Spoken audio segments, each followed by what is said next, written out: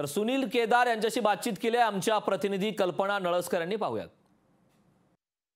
काँग्रेस आमदार सुनील केदार यांना आज शिक्षा सुनावण्यात आली आहे. काय कोर्टाने निरीक्षण नोंदवले बोलण्यासाठी सरकारी वकील आपल्याबरोबर आहेत. आज कोर्टाने काय शिक्षा सुनावली, कोणत्या बेसिस सुनावली, काय निरीक्षण नोंदवलेलं आहे? कोर्टाने बेसिक निरीक्षण असे नोंदवले आहे की हा गंभीर स्वरूपाचा गुन्हा आहे.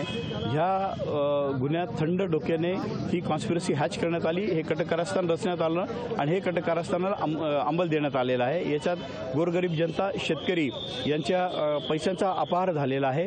त्यामुळे कोर्टाने हा गंभीर स्वरूपाचा गुन्हा आहे आणि बँकेचे पदाधिकारी, इन्व्हेस्टर कंपनीचे एजंट यांच्याकडून असं अपेक्षित नव्हतं असे मत नोंदवले आहे. त्यामुळे कोर्टाने जास्तीत जास्त दंड ठोठावले. किती शिक्षा झाली आणि दंड किती? याच्यात वेगवेगळ्या कलमाखाली 5 वर्ष, मॅक्सिमम 5 वर्ष आहे आणि प्रत्येक आरोपीला 12,50,000 रुपये दंड, असा एकूण 62,50,000 रुपये दंड आहे.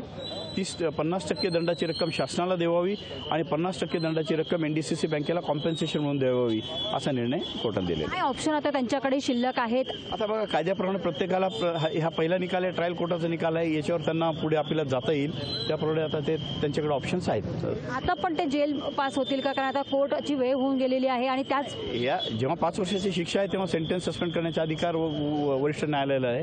तर आज कायदेशीर कारवाई पूर्ण करून त्यांना जमा केलं जाईल, कारागृहात जमा केलं. या शिक्षेमुळे त्यांची जी आमदारकी आहे ती धोक्यात येऊ शकते का?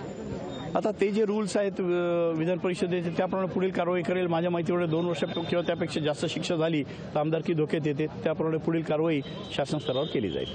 कल्पना नळसकर, लोकशाही मराठी, नागपूर.